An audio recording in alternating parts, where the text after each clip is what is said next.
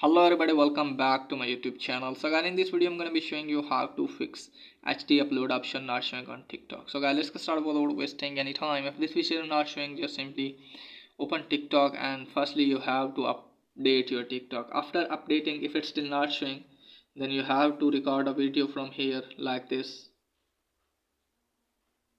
and just simply try to send this on TikTok. And after that you can see here it's not showing here any HD upload option, so you have to take a screenshot of this one and then go back from here. And after that, just simply tap on your profile here, then you have to tap on three lines, go to setting of privacy.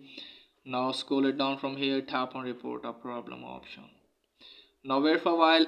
From here just simply scroll it down, videos and so on. Now wait for a while again and just simply tap on posting videos. Now tap on other. Now again wait for a while. Now tap on no. Now tap on Nemo help. Now you can write this one. So I have already copied and given in the description as well. Now you can select your screenshot from this one. Okay, I just simply tap on done, just simply tap on submit. So your request will be submitted and TikTok team will fix your problem as soon as possible.